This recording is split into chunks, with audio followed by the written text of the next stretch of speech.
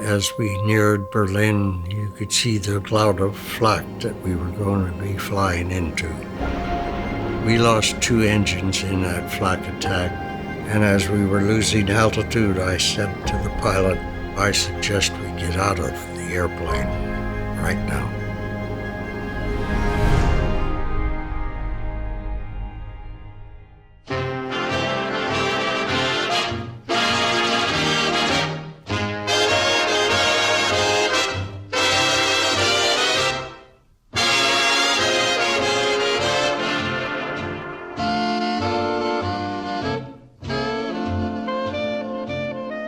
By the fall of 1942, the United States war drive was in full swing, and 21-year-old Richard Kender was determined to do his part by joining the Army Air Corps.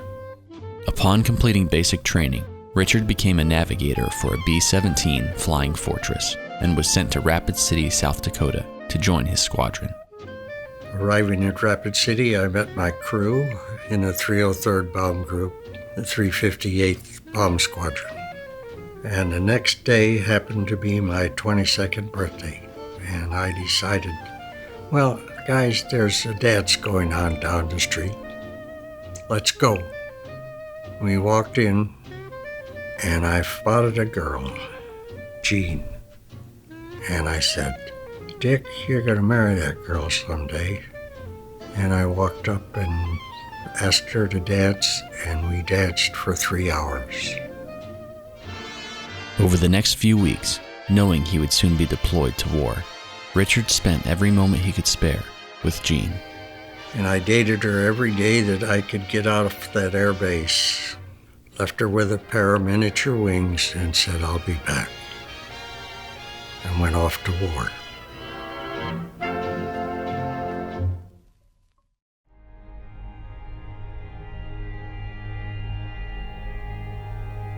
Shortly after that, we started flying missions.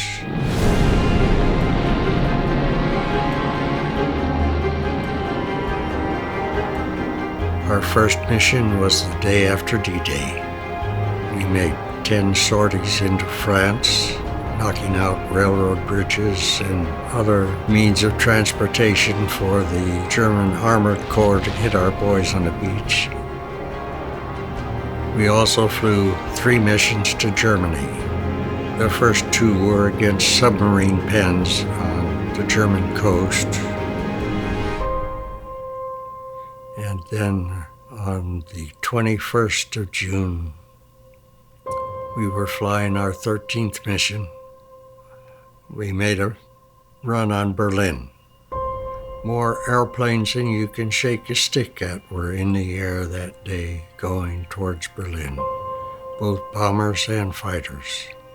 As we neared Berlin, you could see the black cloud of flak that we were going to be flying into. And as we hit that flak cloud, the 2 airplanes just in front of us were blown up.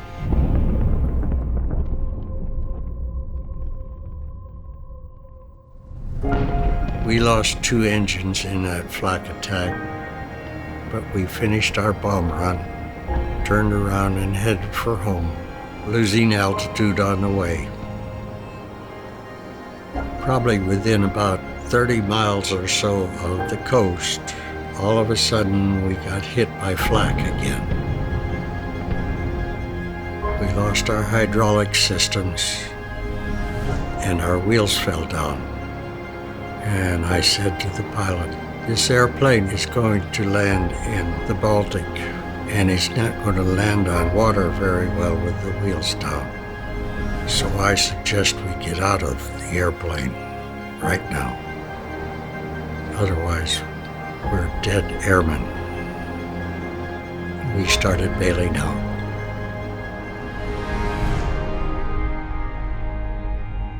When Richard touched down, the rest of his crew was nowhere in sight. He was alone in enemy territory.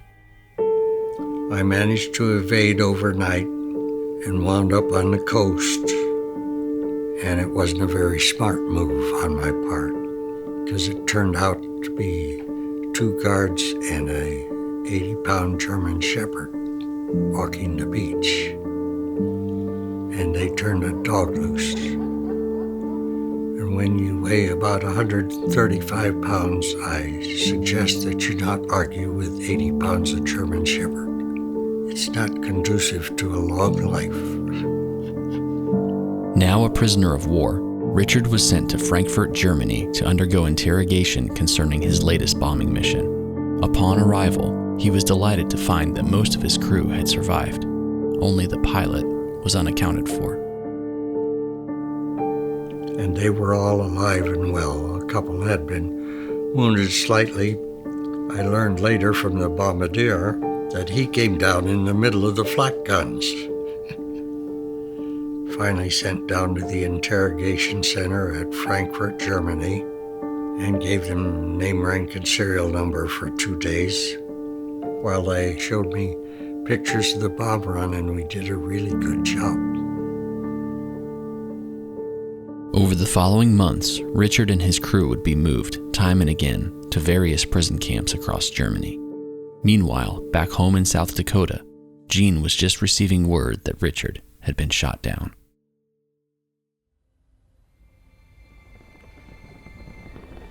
By the early spring of 1945, the war was quickly closing in on Germany from all sides. Increasing numbers of German forces were eager to accept the terms of peace, while others fought on with all the more ferocity. Richard saw the extremism of this contrast up close when a Waffen-SS officer and his regiment arrived at the prison camp, demanding that the camp's residing German commandant provide them with soldiers for a mission.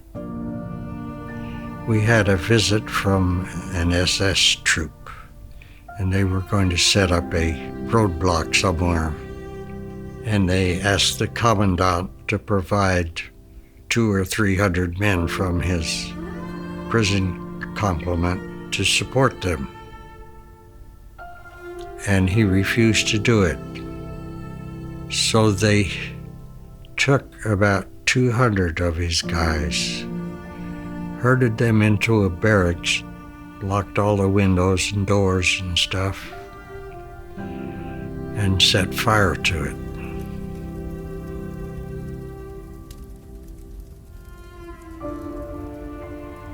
And then they left without bothering any POWs. But boy, it was a big threat as far as the Germans were concerned, and that's when we took over the camp entirely. Basically, the commandant said, "You guys have got it."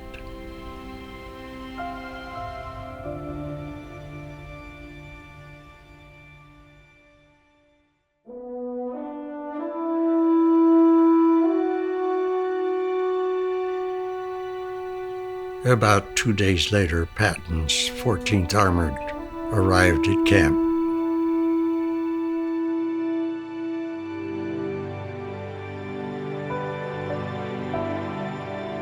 Finally and officially liberated, Richard and his crew were together one last time before heading back to the States.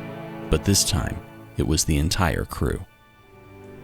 The day before we left, our pilot showed up. They had finally gotten him out of Stalag Luft 1, which was up in northern Germany. So I got to meet all the crew members on the ground in Europe. And then we left to the United States.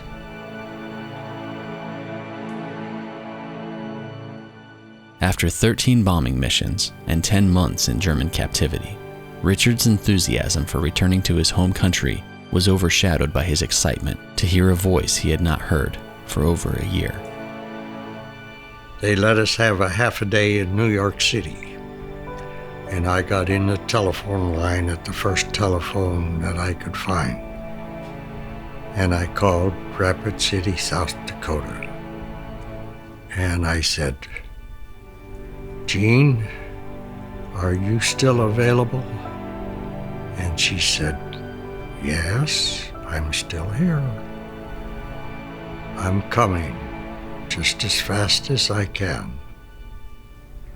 On the 26th of June, we got married. And that's the World War II story.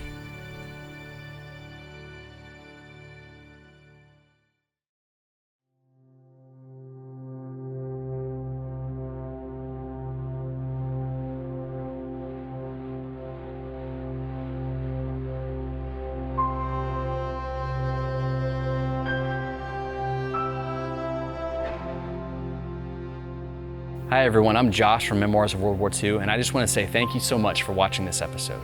Our goal is to capture as many World War II veteran stories as we can from all over the world, but we can't do it alone. If you'd like to help us in this mission, consider supporting us through Patreon, and check out our website and the links below for more information. If you haven't already, please consider subscribing to our YouTube channel and click the notification bell so you don't miss a single episode. We want to say thank you for your support, and thanks for watching.